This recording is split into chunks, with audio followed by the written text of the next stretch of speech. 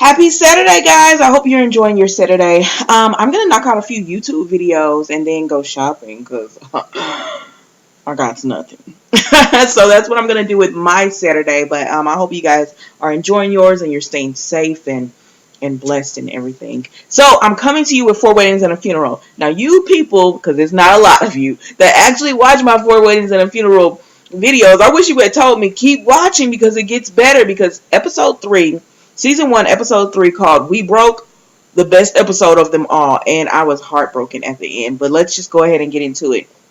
So Ainsley's mom comes to visit. Who is playing Ainsley's mom? Because I'm like, I know her, but I, for the life of me, cannot think of where I know her from. I'm like, what show is it? Because I feel like she's played on a lot of shows, and she actually reminds me of the woman that plays on, she did all the House show. She did House. She's currently on The Good Doctor. She reminds me of that woman, but I don't think that's her. So y'all tell me who she is if you want to.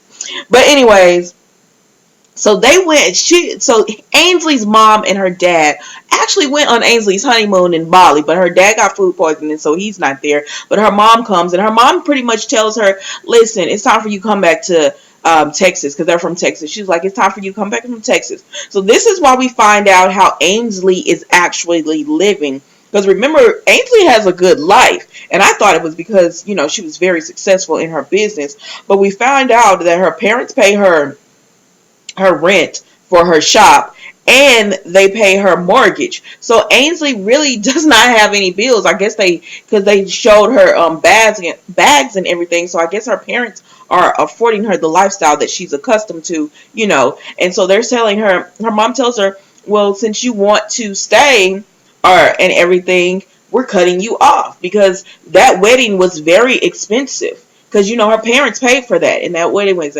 very expensive, so you're getting cut off and everything. So now Ainsley is just like, oh my gosh, what am I going to do? But she tells her mom, okay, that's fine, because she can make it on her, she believes she can make it on her own. So then we see Ainsley and Maya. Her mom has left, and we see Ainsley and Maya, and she's telling Maya, and she's like, and they're like, Maya's like, what are we going to do? And Ainsley's like, you're going to get a job, because Maya's living with Ainsley. So she's like, you're going to get a job. My store, I run a successful boutique. We'll be okay.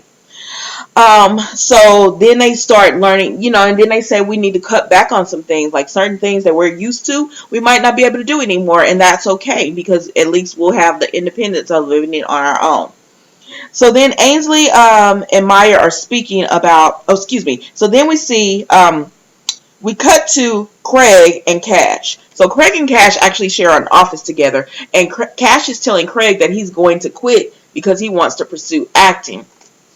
And Cash is like, and Craig is just like, oh my gosh, I can't believe you're gonna give all this up. He loved working with him and everything. And we find out they share an office together. And so then we see that Craig he's checking his phone, but he hasn't heard anything from Zara, who is my favorite character on this show. But he hasn't heard anything from Zara. Ooh, looks like I got no edges right there. But I do. That natural hair.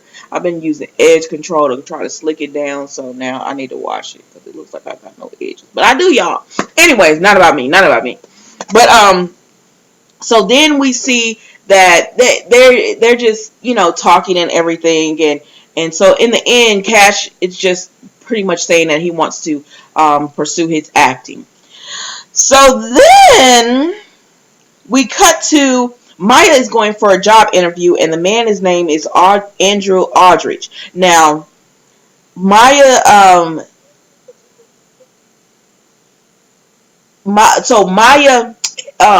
tells Ainsley that he's a real he's really conservative, I guess you could say, and he has old school views and everything, and he's a mean. He's mean. He's one of those men that you just don't want to be around, because he's rude. He doesn't care. And everything, but he's the only person that would accept her, so she's going on this job interview to talk to him. So Ainsley she's talking to Ainsley, and then Maya's like, why are you so dressed up? And she was like, oh, I'm going to see Craig, about her finances and everything. And she was like, you contoured your face, so that means that you're trying to look your best to see cash.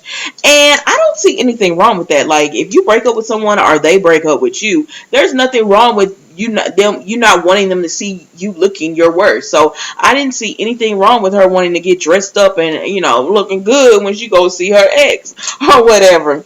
So then we see Gemma. I think I'm pronouncing is it Gemma? It's Gemma because I want to, or is it Gemma? Anyways, so we see Gemma meets people for tennis, and Ainsley is supposed to meet her there. She's supposed to be her double, and the two women she meet, I guess, are twins or something. Oh my gosh, they're so rude, and they make fun of her, like calling her a pedigree and best in show and all that kind of stuff. And I didn't get the jokes at first. I was like, I don't get it, but we'll get it later on in the episode. So they make fun of her and everything, and they leave her on the court, and she's like trying to figure out why Ainsley didn't come, and they're trying. This is why I like her, because they say why they talk about Ainsley and did he leave her because of she's they're just talking bad about Ainsley, and she shut that down. Like Gemma, I don't know, I can't remember how they're pronouncing it. I think it's Gemma. But anyway, she shut that right down, and you need that type of friend in your life who won't let someone talk bad about you, even when they're standing you up on a date. Like, I love that about her character. Even though she kind of got on my nerves a little bit in the last two episodes, this made me really like her. So then we see where she texts him, and she calls Quentin, and she's like, Ainsley didn't show up, and I had to deal with those two mean people. And so he's walking by, and he looks and he says, she was like, maybe she's injured or something.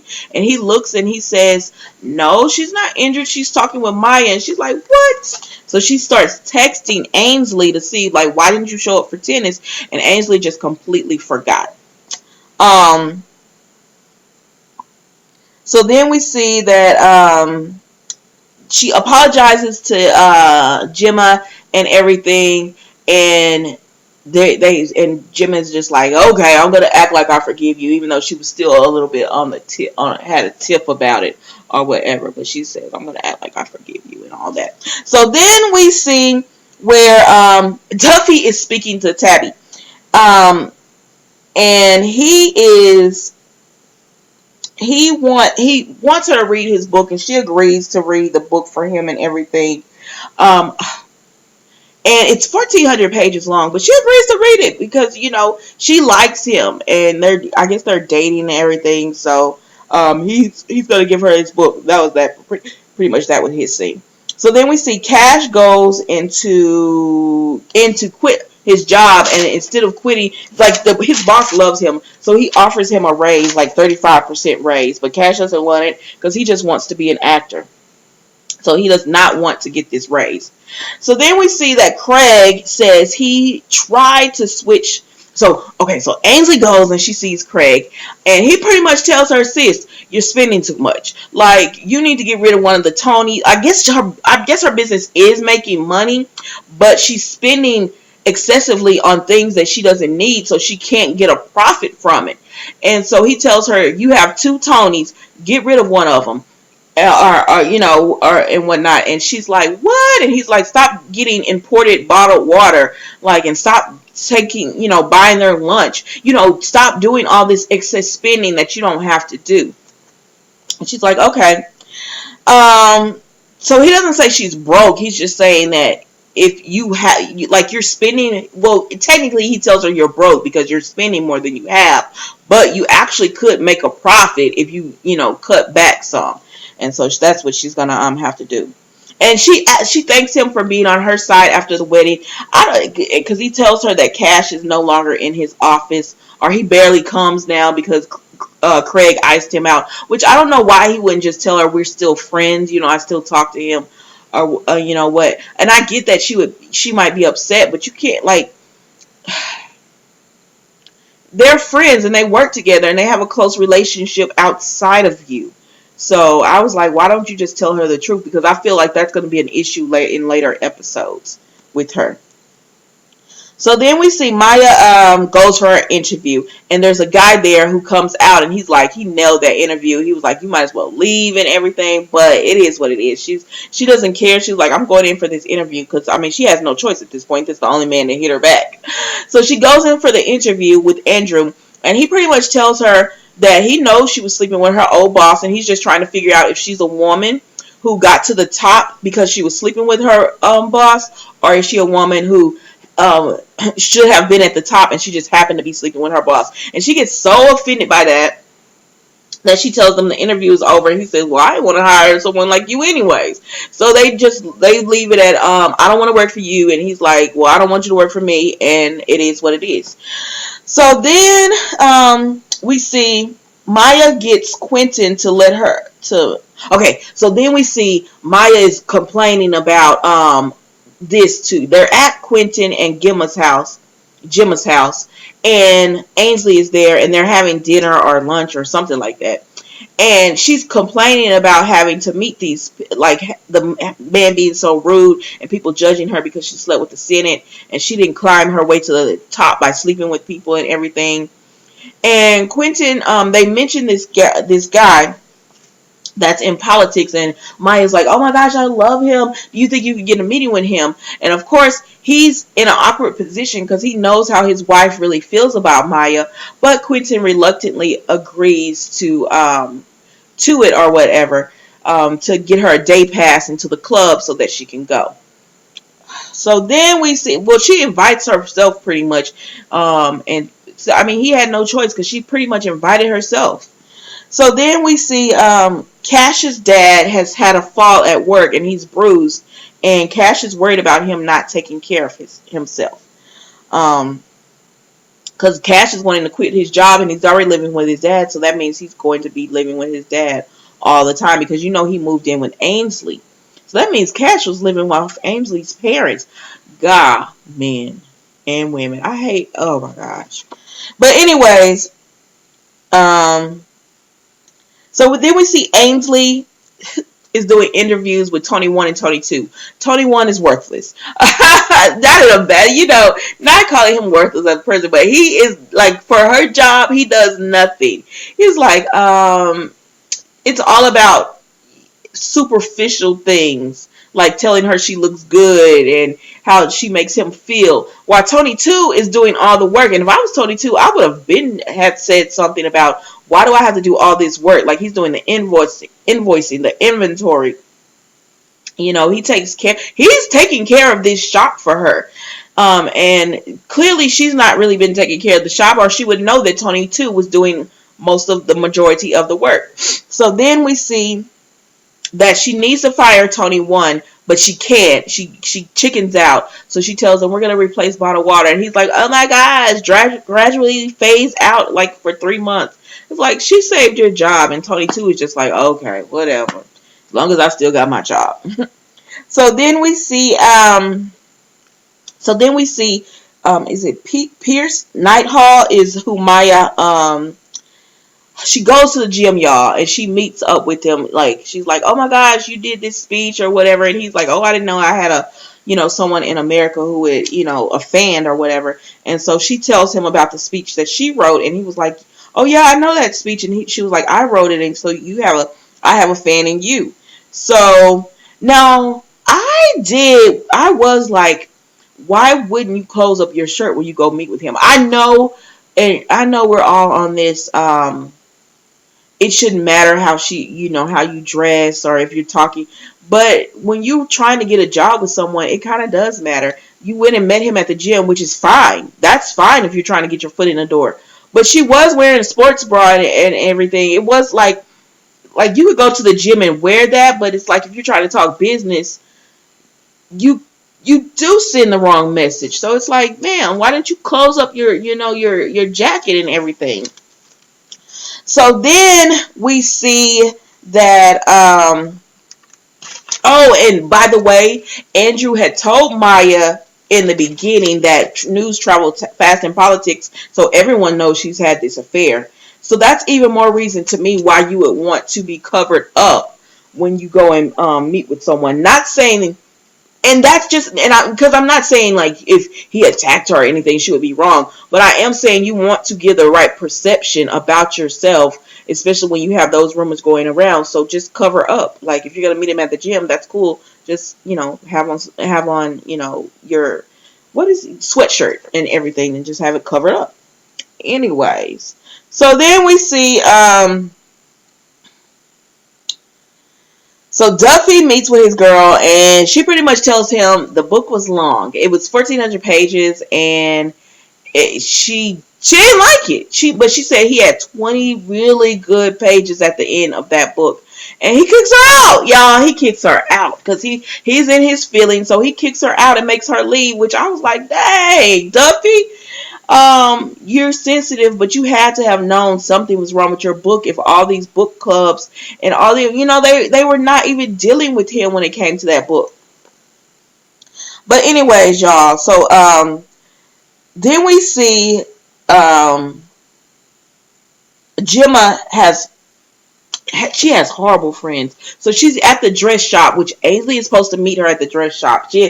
She's there, and those two girls that she spoke to earlier when she was playing tennis, they came up to her and they called her names again.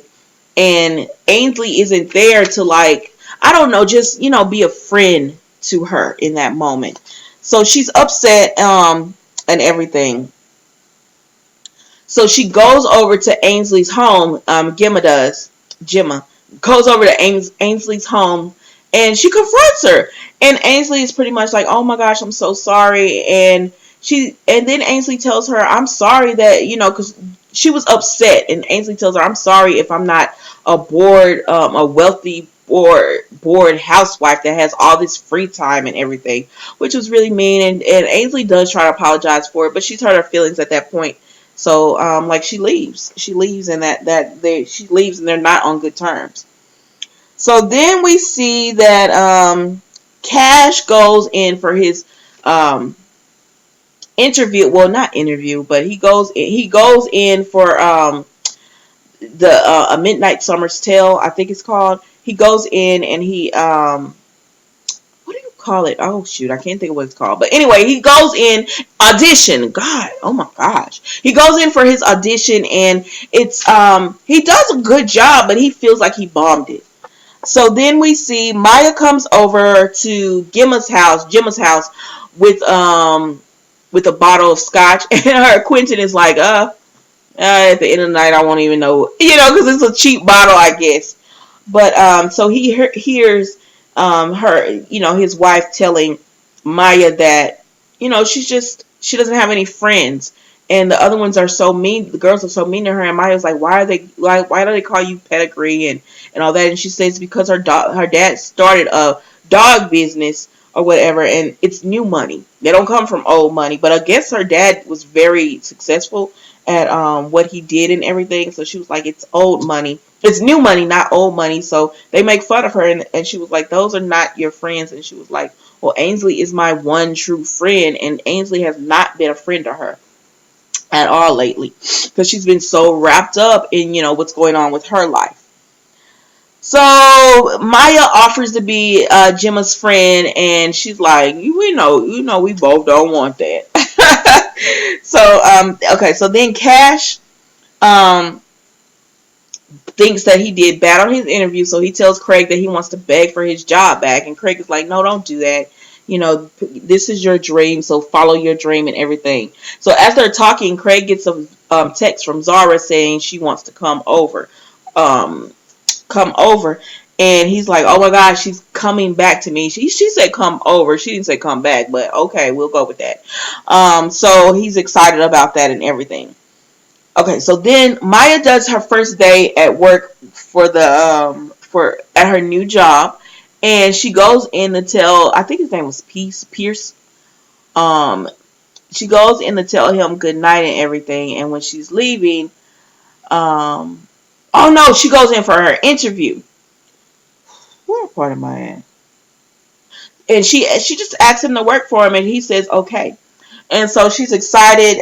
She can't believe she got the job. And so when she's leaving, he shakes her hand, but then he touches this part of her arm, and he did like it felt very familiar to her, like, and she knew it was he was doing it in like a sexual way. She felt like. So then we go to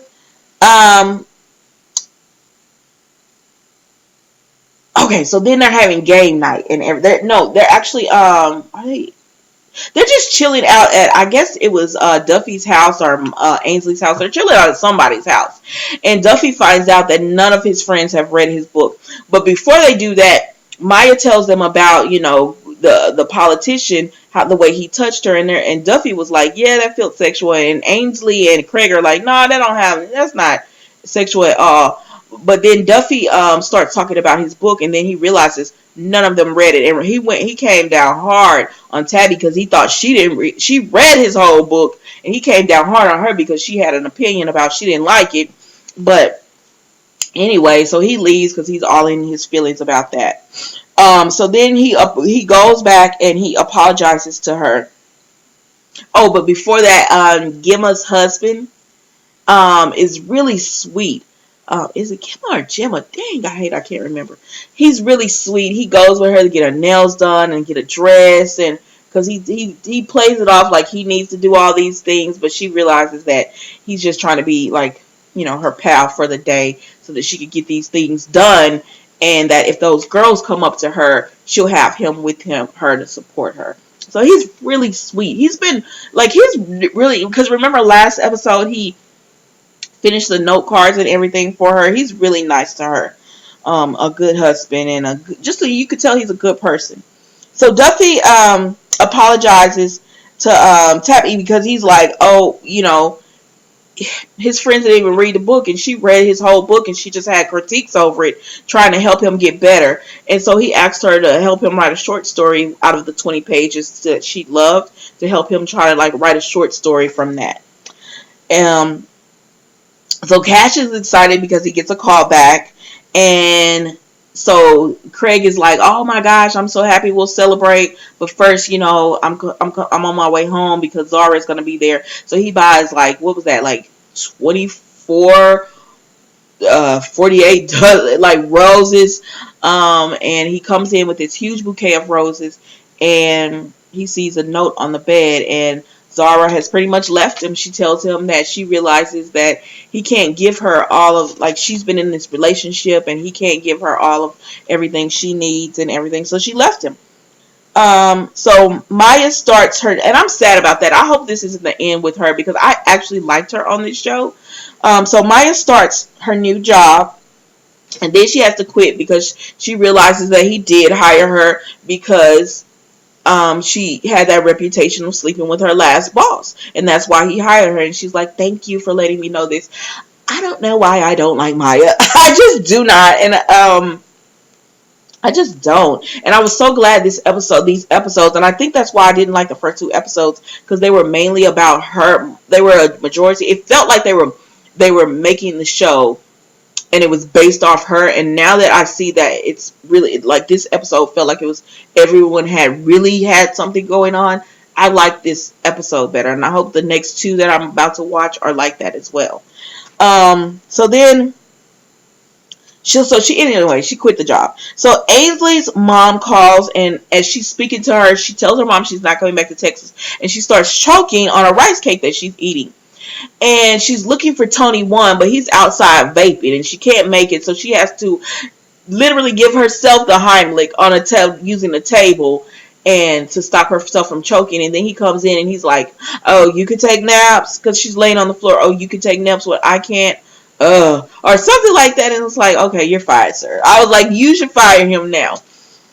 So then we see Cash's dad is sick. Cash's younger brother actually finds him. He goes to the hospital, and they're worried about like what's gonna happen. Like, his brother's like, "What's gonna happen if Dad gets sick or whatever, and he dies? Like, what if he dies?" So this makes Cash, who had another audition, he does not go to the audition because he's going to ask for his job back so that he can take care of his family, because they offered him that 35% raise so that his dad can stop working double shifts and everything.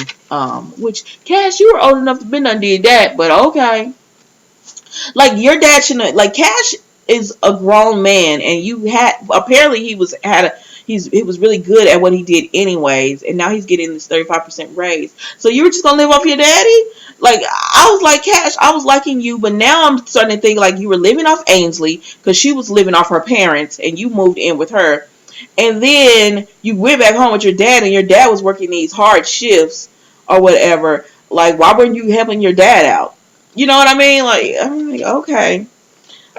So then Quentin comes to see Ainsley, and he lights her up because he's like, Gemma has been a great friend to you, and you treat her like you have not been a great friend back. So what you're gonna do is go over there, because it was like she played your bridal shower, she did all this stuff for you. So you're gonna go over there, apologize to her. We're gonna act like we never had this conversation. And so he makes her go over there and apologize to his wife and everything, and she forgives her, because that's her friend.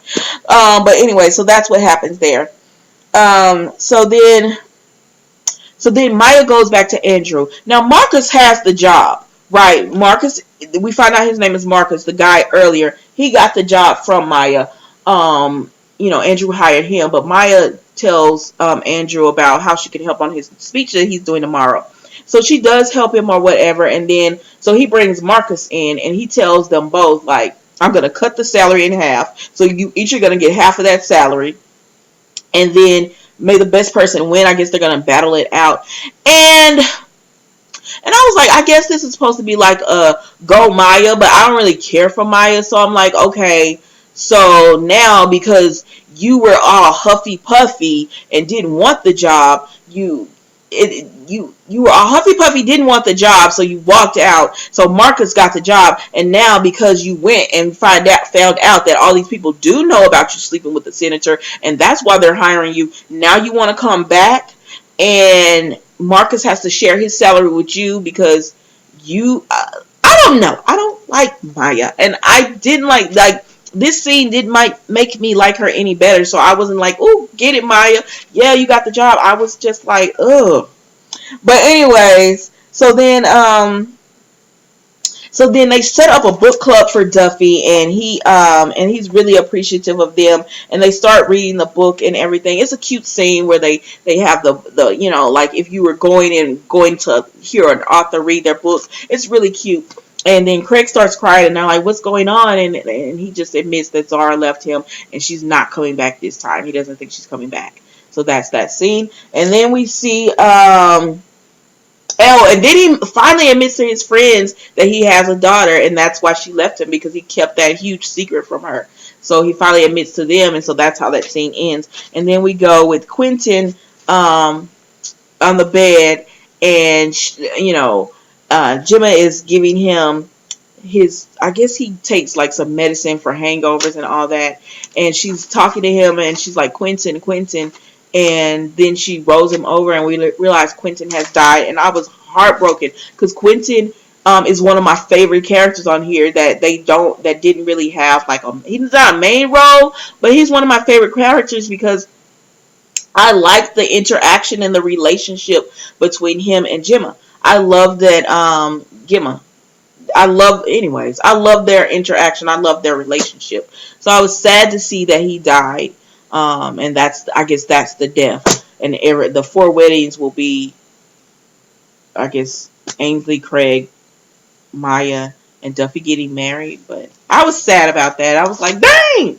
One of my favorite characters, y'all killed them off. But anyways, that was season 1, episode 3 of 4 Weddings and a Funeral. I hope you enjoyed. Thank you again for watching, and enjoy the rest of your Saturday.